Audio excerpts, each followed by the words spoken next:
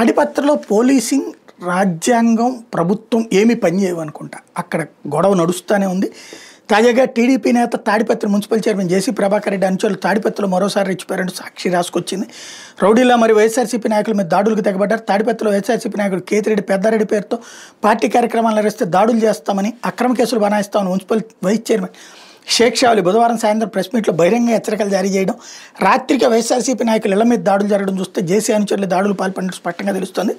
బుధవారం అర్ధరాత్రి 8 మంది వ్యక్తులు ముఖాలకు హెల్మెట్లు, మాస్కులు ధరించి పట్టణంలో ద్విచక్ర వాహనాలపై వీరంగం చేశారు. వైఎస్ఆర్సీపీ నేతలు ఇళ్లను లక్ష్యంగా చేసుకుని రెచ్చిపోయారు. పట్టణంలోని చేనేత కాలనీలో ఉంటున్న గడ్డం పరమేష్, చిన్న బజార్లో ఉన్న షబ్బీర్, రజగివీధిలో ఉన్న డివి కుమార్, లక్ష్మీరంగ ఇళ్ల మీద రాళ్లు, బీరు సీసాలు, రాడ్లతో దాడులు చేశారు. గడ్డం పరమేష్ ఇంటి తలుపులు ధ్వంసం చేసి పరమేష్తో పాటు అతని కుటుంబ సభ్యులపై రాడ్లతో దాడికి పాల్పడ్డారు. ఈ ఘటనలో పరమేష్కి మెడా, చేతులు గాయాలయ్యాయి.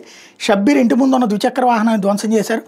ఆ సమయంలో పచ్చమొక్కలు మరోసారి వైఎస్ఆర్సీపీ డౌన్ అంటూ వైసీపీకి కార్యక్రమాలు చేస్తే చంపేస్తామని గట్టిగా కేకలు వేస్తూ బెదిరింపులకు దిగినట్టు బాధితులు వాపోయారు అని చెప్తున్నారు. చాలా రాక్షసకాండ నడుస్తోంది. ఇది ఇలాగే కొనసాగితే భవిష్యత్ దీనికంటే భయానకంగా తయారయ్యే ప్రమాదం ఉంది.